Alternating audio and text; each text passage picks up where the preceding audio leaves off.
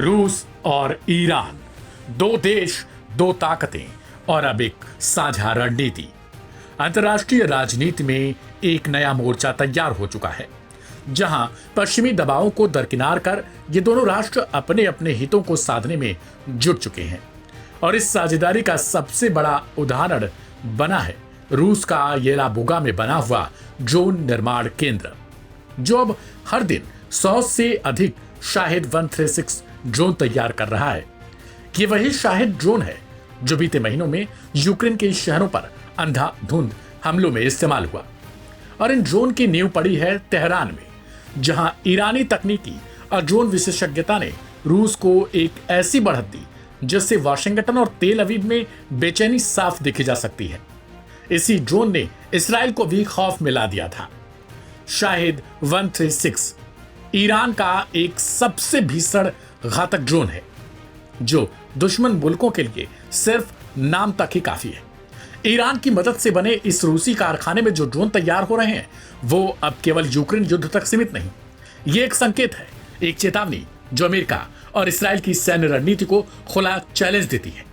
मैटी black रंग में बने ये ड्रोन रात के अंधेरे में दुश्मन पर कहर बनकर टूटते हैं। और विशेषज्ञों की माने तो रूस अब एक ही दिन में 2000 से ज्यादा ड्रोन हमले करने की क्षमता भी पा चुका है, वो भी ईरान की बदौलत। ईरान के लिए सिर्फ ये हथियार डील नहीं, ये उसका सामरिक संदेश है। एक ओर वो अमेरिका के प्रतिबंधों को चुनौती भी देता है, तो दूसरी ओर इसराइल को चेतावनी भी दे रहा कि अब हर युद्ध उसका जवाब पाएगा, तकनीकी से, रणनीति से और साझेदारी से। इस साझेदारी का राजनीतिक संदेश भी साफ है। Aim right, achieve big. At KR Mangalam University, we provide you the platform to turn your dreams into reality. At KR Mangalam University. America की विकेंद्रीकरण नीति को धता बताते हुए ईरान और रूस एक नया विश्व संतुलन खड़ा कर रहे हैं, जहां न तो वाशिंगटन की पाबंदियां असरदार हैं, न ही इसराइली खुफिया एजेंसियों की चेतावनियां। इधर अमेरिका और इसराइल के लिए एक झटका है, सैन्य तौर पर भी और कूटनीतिक रूप से भी। ईरान की ड्रोन तकनीकी अब रूस के जरिए एक वैश्विक हथियार बन चुकी है। और यह साझेदारी केवल ड्रोन तक सीमित नहीं रहेगी, बल्कि ऊर्जा, तकनीकी, सुरक्षा और साइबर क्षेत्र में भी सहयोग तेजी से बढ़ा रहा है। रूस को यूक्रेन युद्ध में जो सैन्य दबाव झेलना पड़ा था, अब ईरान उसकी पूर्ति कर रहा है।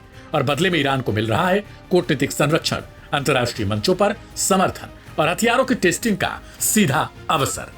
ईरान रूस की दोस्ती केवल सामरिक नहीं, यह पश्चिम के खिलाफ एक वैचारिक मोर्चा है, जिसमें चीन भी धीरे धीरे अपनी भूमिका मजबूत कर रहा है। दुनिया एक नई धुरी की ओर बढ़ रही है और इस धुरी में अमेरिका और इसराइल को पहली बार अपने पारंपरिक प्रभुत्व को चुनौती मिलती दिखाई दे रही है। यह सिर्फ तेल अवीव या वॉशिंगटन तक सीमित नहीं है, बल्कि यहां के नेताओं के लिए भी एक बड़ा झटका है, क्योंकि इनकी सोच ही है ईरान को साफ तौर पर विश्व में अकेला कर देना। लेकिन ईरान अभी भी डटा हुआ है।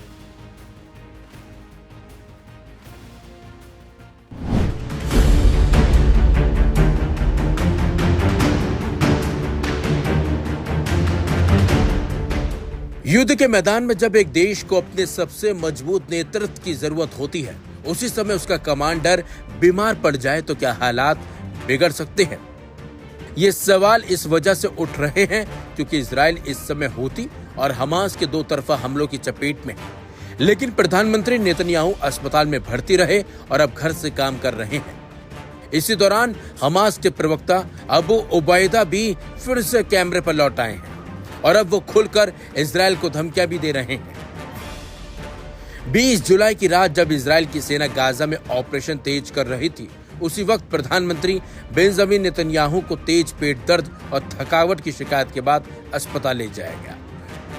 डॉक्टरों की रिपोर्ट के मुताबिक उन्हें फूड पॉइजनिंग और डिहाइड्रेशन हुआ है, जिसके चलते उनकी तबीयत बिगड़ गई। इजरायली पीएम नेतन्याहू ऐसे समय में बीमार हुए हैं जब इजराइल एक नहीं दो दुश्मनों से जूझ रहा है। यमन से हूती विद्रोही मिसाइलें दाग रहे हैं और गाजा में हमास की हैवानियत बढ़ती जा रही है। ऐसे में नेतन्याहू की अस्पताल में भर्ती हो जाना और फिर काम से दूरी युद्ध रणनीति को सीधा प्रभावित कर सकती है।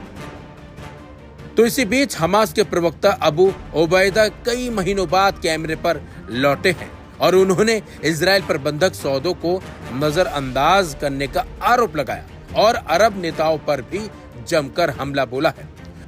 उबैदा ने कहा, हमारा धैर्य खत्म हो रहा है। पिछले 24 घंटे में नेतन्याहू 2 उच्च स्तरीय बैठकों से गायब रहे। सेना के कई फैसले उप प्रधानमंत्री और रक्षा मंत्री ले रहे हैं।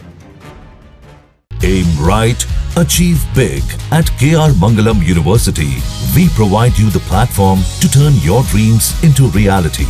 At KR Mangalam University. लेकिन क्या इस वक्त इजराइल एक स्पष्ट रणनीतिक नेतृत्व से वंचित है? सुरक्षा विशेषज्ञों का मानना है कि ऐसे समय में प्रधानमंत्री की अनुपस्थिति मनोबल और फैसलों की गति दोनों पर असर डाल सकती है। कुछ एक्सपर्ट का कहना है कि नेतन्याहू की बीमारी से पावर वैक्यूम बना है और दुश्मन इसका फायदा उठा सकता है। नेतन्याहू घर से काम कर रहे हैं, लेकिन क्या जमीन पर मौजूद सैनिकों को वही भरोसा मिल रहा है जिसकी उन्हें जरूरत है? और क्या अबू उबैदा की वापसी हमास के अगले बड़े कदम की तरफ इशारा है? जवाब आने वाले दिनों में मिलेगा, लेकिन इस वक्त इजराइल के लिए हर पल रणनीतिक रूप से बेहद नाजुक है। ऐसे में कहीं ना कहीं इजराइल को अपने दुश्मनों से लड़ने के लिए अपनी रणनीति में भी बदलाव लाने की जरूरत है, क्योंकि अगर इजराइल ने समय रहते बदलाव नहीं किए तो इजराइल को बड़ा नुकसान भी उठाना पड़ सकता है। क्योंकि इस वक्त इजराइल हमास के साथ साथ हूती विद्रोहियों के निशाने पर है और एक देश पर ये दोनों मिलकर हमला करने की बड़ी साजिश रच भी रहे हैं। और इसी बीच जिस तरीके से इजराइल को धमकियां मिल रही हैं, उससे माना जा सकता है कि इजराइल पर किसी बड़े हमले की तैयारी हो रही है। हालांकि इजराइल दावा करता है कि वो हर हमले से निपटने के लिए पूरी तरह से तैयार खड़ा है।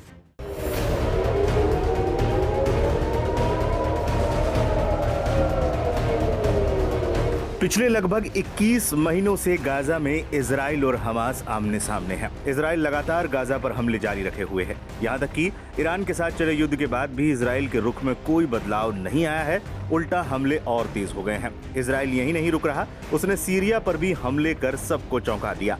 इस बीच लगभग 4 महीने बाद हमास के अल-कस्साम ब्रिगेड के प्रवक्ता अबू उबैदा सामने आए हैं।